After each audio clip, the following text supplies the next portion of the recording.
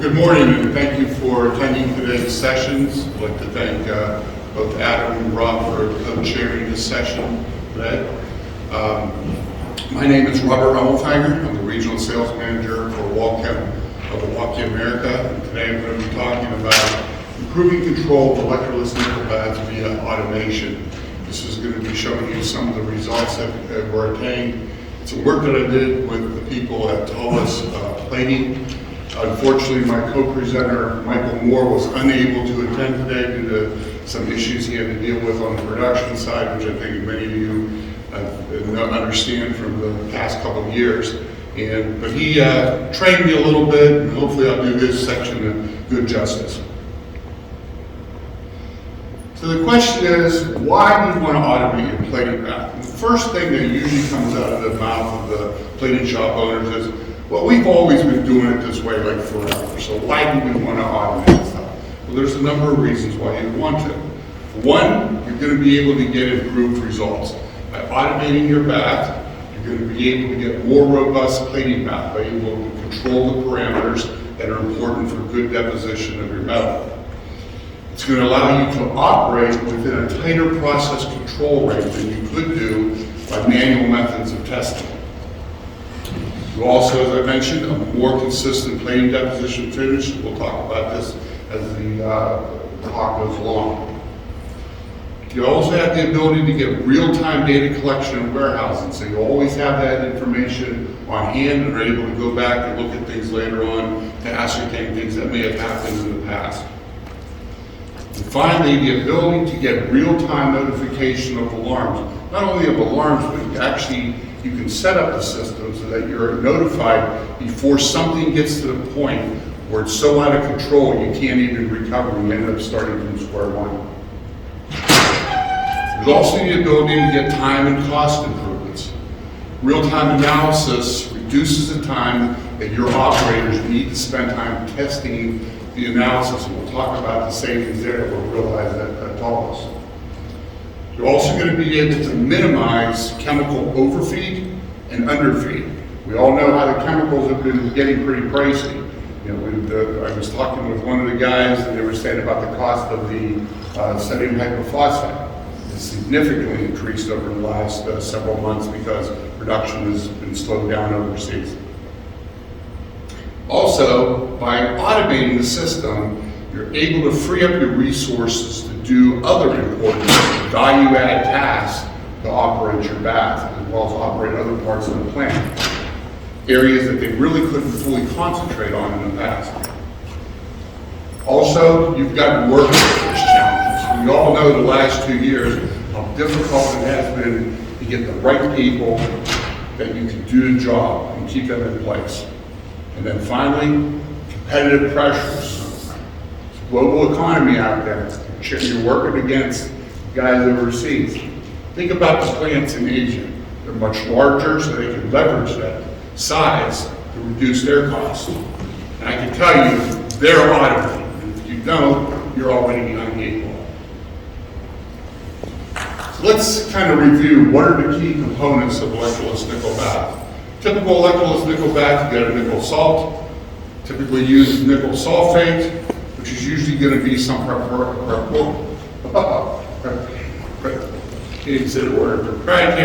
blend of components that might include stabilizers, brighteners, chelants, and other things in the barrel. You have a reducing agent. The most commonly used is sodium hypophosphate. In some cases, sodium borohydride is used as well. This is often added in proportion to the nickel replacement chemistry in collaboration with the chemical suppliers.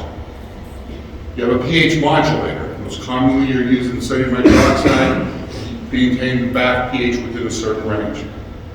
You've got a heat source. It's very important for driving the process itself. We all know that too low of a bath temperature, you're going to get reduced throughput, which is going to cost you money, and also poor deposition of your metal onto your substrate surface. On the other hand, too high of a temperature, you get to the point where your plating rate gets to where it could be uncontrollable, and you end up getting it out of control that you can't even get it back into the right status that you want it to be. So what are you actually looking at and testing? Here's how good are your operators in controlling this? Well, what do we monitor and how? Well, nickel concentration is going to be monitored using the EDTA titration. Depending on how good your people are, that could be a 10, 15, 20-minute test that they need to do on a regular basis. If they're doing multiple bats, multiply that over time, over shifts that you're monitoring. You're monitoring the pH. Commonly going to use some sort of a handheld pH monitor, or taking the sample back to the lab where they have a desktop type monitor. And in many cases, you even see the plants just using simple test strips. Not the most accurate, but that's what they use because it's a quick and easy way to check the pH. What about the reducing agent? If you think about the sodium hypophosphite, the test for that is the disulfide titration. It's multi-step, time-consuming. Because of that, it's very difficult to get consistent results with just one operator, let alone multiple operators over multiple shifts. As a result, this test is not often performed at all. If it is, it's very rare. Bath temperature. Typically, it's the only part of the operation that is already automated because you have heaters and stuff that you can control on your baths. You're also monitoring the bath age using the metal turnovers. This is where your operators will know when it's time to change out the system and start fresh.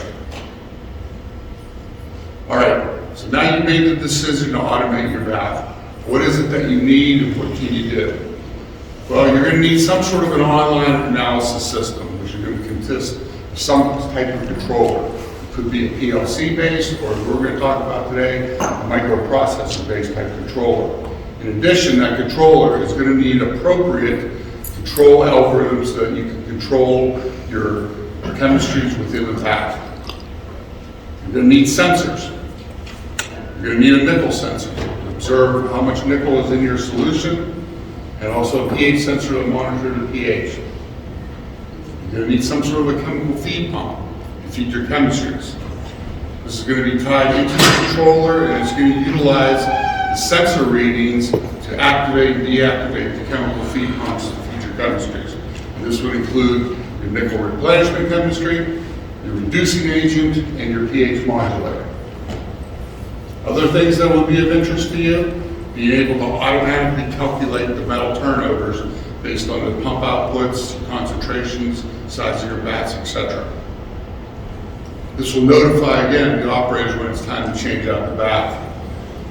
You're going to want a local interface for your operators to work with so that they can make adjustments as needed as the process goes along. Local data storage, and even more importantly, remote data storage. So you always have that information on hand. You're going to want the ability to tie into a LAN, maybe a distributed control system, and also maybe utilize some of the Internet of Things software to put things out in the cloud for processing later on. And remote accessibility is a real plus too. The ability to see and be able to make changes remotely. Think about if you're the operator and you happen to be at lunch, you can get an alarm, you can get your smartphone, call up your system, and know exactly what's going on, and work with the operators remotely without having to rush to the plant. Okay, so how do we monitor the nickel concentration? Well, we're going to use an optoelectronic nickel sensor. Now, this is a tried and proven technology. It's been in existence for nearly 40 years. It was developed many years ago in cooperation with many of the major plating chemical companies in the New England area. How does it work? Well, you got a sample that you're going to supply to the sensor. And I show on the right there's the sensor setup. To get the cursor, you've got a flow-through cell where you get the sample in and the sample out. And from there, how do you get the sample to the thing? You're either going to utilize the bat's filter pump, or you can utilize a sample pump as part of the sampling line. And I'll show you how that's all set up. Your light source goes through the fixed path length cell that your solution is going through. On the other end, there's the photodiode detector, with appropriate wavelengths to monitor, in this case, the nickel. It then takes that signal and converts it into a concentration of the metal of interest in either grams per liter or ounces per gallon. Just to show you what a cutaway of one of these sensors look like, you see that you have a detector, photodiode detector module. It's actually placed over top of the flow-through sensor, and if you remove it, you can see where the flow-through sample cell is here. That's the internal to the sensor. What about the pH sensor? Well, we prefer using industrial grades for a number of reasons. You could use conventional laboratory grades, but they will be eaten up in your system fairly quickly. We also want to make sure that we're using auto temperature compensation to take into account differences in temperatures between when you do calibrations versus the sample temperature. And the result of these is you're going to have a longer usable lifetime. We also prefer to use a differential type of measurement. This type eliminates ground loop errors. It's also much more immune to noise issues on the signal, and as a result, you have a longer lifetime of the sensor overall. The sensor itself should be installed in some sort of a sample loop so that you're always in contact with the media, so you don't drive the sensor. And you're also going to want to have some sort of sensor cooling, sample cooling, because the pH sensors typically, once you go above 120 degrees Fahrenheit, the lifetime drops off. You go up another 10, 15 degrees, and it just goes off a cliff. You want to make sure that your sample cooling there, and I'll show you that in a few minutes. It also reduces the possibility of plate out on the sensor as well. Let's look at what a typical installation may look like. This happened to be similar to the installation that we did at Electroless. Here, you're pulling sample off of the filter pump of the nickel bath. From there, the sample then proceeds and goes through a cooling coil, typically utilizing the water from the rinse tanks. Some plants will actually use some sort of a chiller unit as well. From there, the cooled sample then proceeds and it can go through an optional degasser. The degasser can be utilized because we know how these baths will effervesce. There's a possibility of buildup of gas molecules in the sample cell, and the degasser eliminates them. Especially when you're doing an application where you require very high resolution. It's very important, but it is an option that you can use in the system. From there, that sample then proceeds to the nickel sensor, which is then tied into the controller, as well as the pH sensor, and then returned to the bath. You then tie in your chemical feed pumps for your replenishment chemistry, your nickel replenishment chemistry, your reducing agent, and your pH modulator.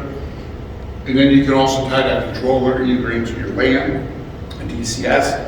You can tie it into a modem that you can then send out information to your cell phone, and then also send out information to an Internet of Things type software for the data manipulation.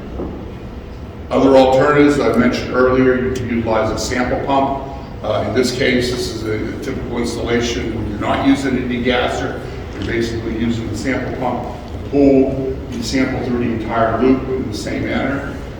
And if you do need to use a degasser, the orientation changes slightly, where you have the sample pump upstream of the degasser, because if you put it downstream, they'll fight against each other, and the degasser will not be able to purge the system well. Okay, let's talk about what was done at Electroless. How did we set that up? In this case, we set up a dual Electroless nickel setup. What we're showing here is on the panel, you have your controller, and on either side are your sampling loops for lines A and B. In the case of line A, you've got your sample coming in from the top, going through a flow control valve. From there, the sample then proceeds into the nickel sensor. After the nickel sensor, through the pH sensor, and then back to the bath.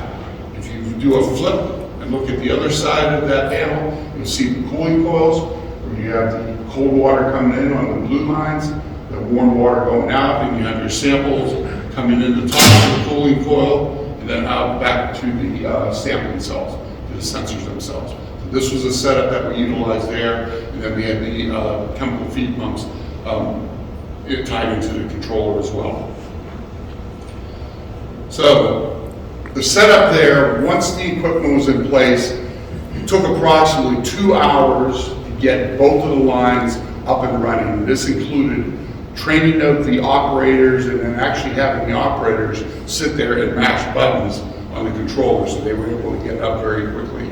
Now the plan initially was, the plant said, well, we want to just monitor what's going on. And we're going to do this for maybe a month or so and see how it goes and how it compares to our thing. We said, okay, fair enough.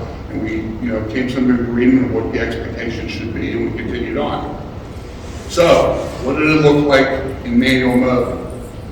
This is an operation over roughly about a week and a half over various shifts. Where you see in red, that's the analyzer results for the nickel. The blue dots are the manual EDTA titrations, and you can see the control limits where they wanted to maintain between 4.8 and 5.2 grams per liter of nickel in the sample solution. We saw the entire ups and downs. In fact, within a couple of hours, the plant sat down and we started seeing these results. And they said, we thought a lot of this stuff was going on. Now we know what's going on. We can see it right here and there. So we ran it. Similar type thing on the pH analysis. Here, they wanted to maintain a pH between 4.8 and 5. And you can see that the numbers all over now. In the early parts, there were some issues with their chemical feed pumps, and we got them straightened out. And even with that, we still had a lot of the pH outside the control limits that they were looking at. So what happens? About a week and a half into this, the plant says, we want to switch it over. Let's do it and see what it does. So what were the results? Here's what the nickel results for the exact same scale. Maintain between 4.8 and 5.2 nickels grams per liter of nickel.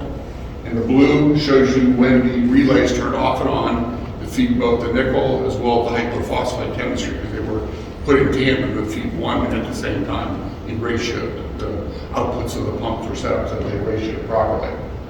We saw similar results on the pH, significant improvements over there. And again, the red is showing where the pH modulator pump was turning off and on.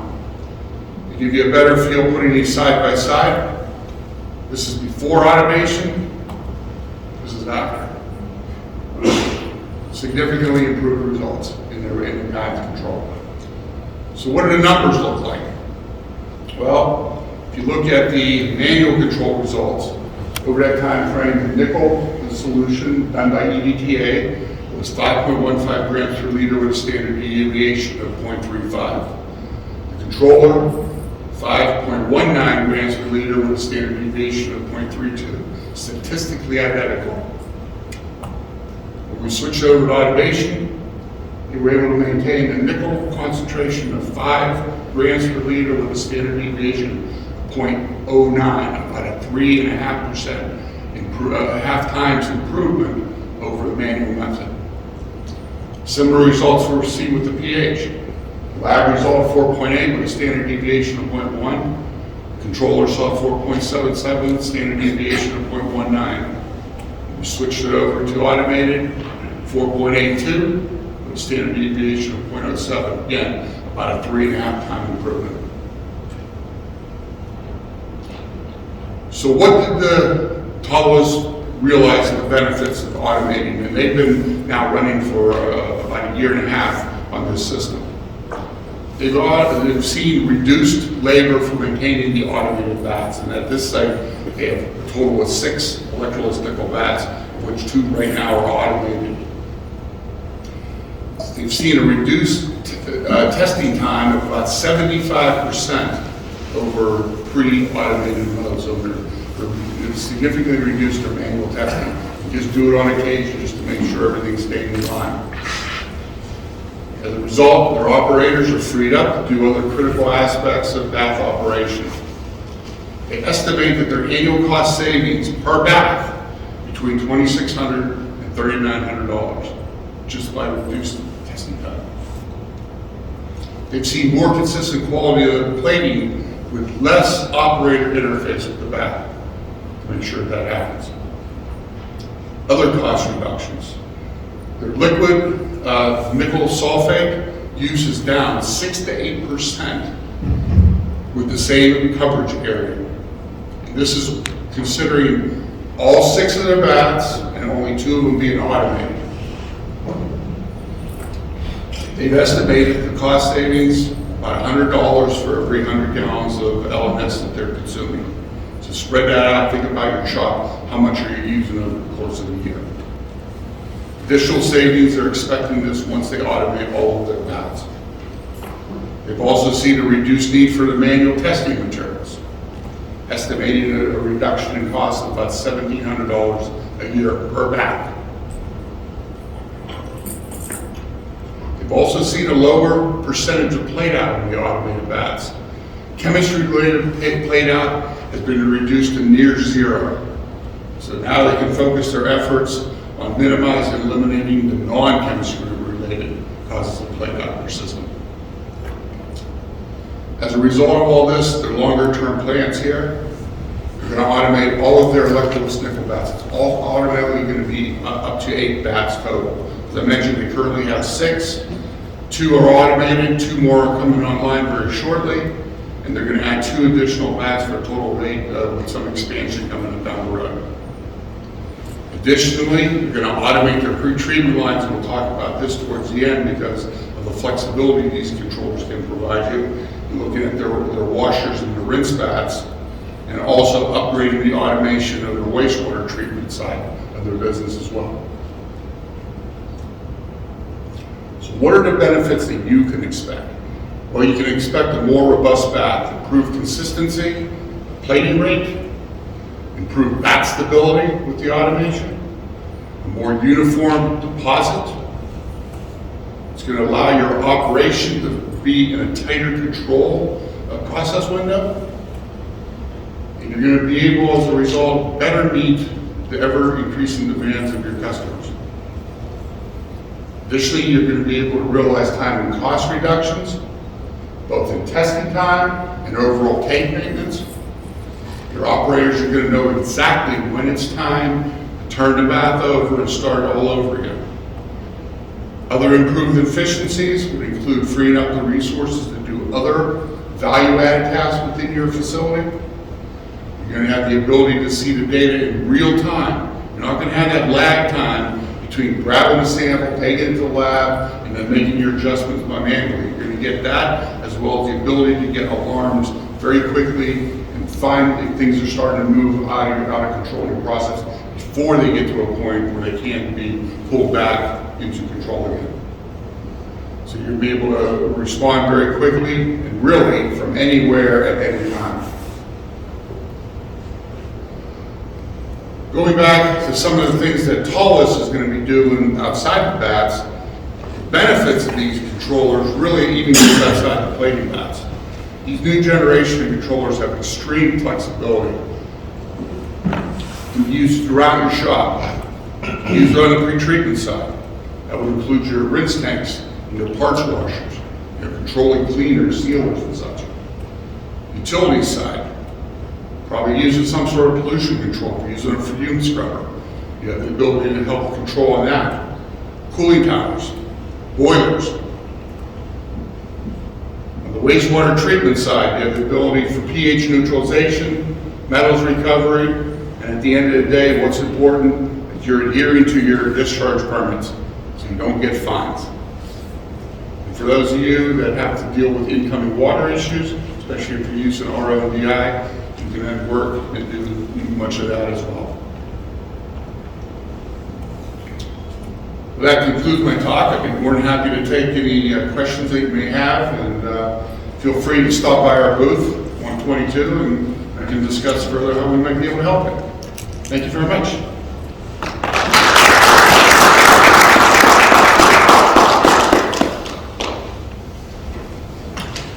Any questions? Yes, sir. I have a quick one about, obviously there are fairly competitive horses out there. What differentiates Vulcan from the rest? Obviously there are clearly differentiations, but what are your major ones that you'd like to promote? One of the biggest things that we have is we've developed our controller technology to give extreme flexibility. Our competitors, they can offer you a nickel controller, or in one case, there's actually one competitor that does the online titration. Because of our development, we've been able to significantly reduce our costs so that we're able to do the equivalent of 2 lines for what it would cost most competitors to do 1 line. On top of that, as I mentioned at the end, you can take our controllers, it might be an Electroless nickel controller here, but it can be converted into a pH controller. It can be turned into a conductivity controller. Any sensor can be brought in. We've talked to people about using refractive index, things of that nature. Any sensor can be done. And we're basically at the point where our control systems can do what PLCs can do without the need for somebody coming in and doing a program. You pick and choose. I want to do this. I want to do maintain within the deadband. I want to do timer-based control. You know, a great amount of flexibility, and that's the big part. So we can handle all the different areas within the plant, and then our sister companies with our fluid movement, heater pumps, and such like that, chemical feed pumps, our bag drive pump division, air pumps for chemical transfer. We can help you throughout the facility, kind of a one-stop shop, so to speak. Yes? So we're a mechanical plater, and we currently don't have a way to control the temperature of the bath inside of the barrel. Yes. So we utilize an RO system that feeds that. And I saw on your side that you do some stuff with RO. Do you have any solutions, potential solutions that will control the temperature of the incoming water, or keep it at a certain level? Yeah, we typically don't get into the control because a lot of times with these systems, that's already part of the automated thing. On the RO side, where we would come in is we have the sensor technology to help make sure that you are able to maintain your membranes. The last thing you want to do is get chlorine onto your membranes and destroy them because they can get pretty costly. And then we can also follow in the CIP part of it and other areas on the permeate side. Okay. Cool. Thank you. Any question? Yeah, so what I see in your presentation is common, I think, in a lot of shops, in that they have multiple in baths. Yes. You have to get a controller for every single bath. Is there any, you ever thought about making one that can control multiple at a time? Well, I showed you on the tallest thing, that controller actually is controlling 2 baths. Oh, it's one. It's a single controller on 2 baths. Any other questions? Yes? So what kind of control algorithm use over there? That's usually that's conventional PID control or more advanced control? Pretty straightforward. I mean, we're just maintaining within a deadband. You have an upper control limit, a lower control limit, and typically that's all it's done. And then the reducing agent is typically what we call a plating follow. So what it does is when that relay is activated for your replenishment chemistry, it activates the metering pump for the reducing agent. And then the pH is, again, maintained within a deadband control. Pretty straightforward control algorithms. But we do have PID capabilities. We have never actually thought about utilizing that, but it could be done. Any other questions? Got 1 more minute if anyone else has something. All right. Thank you so much. All right.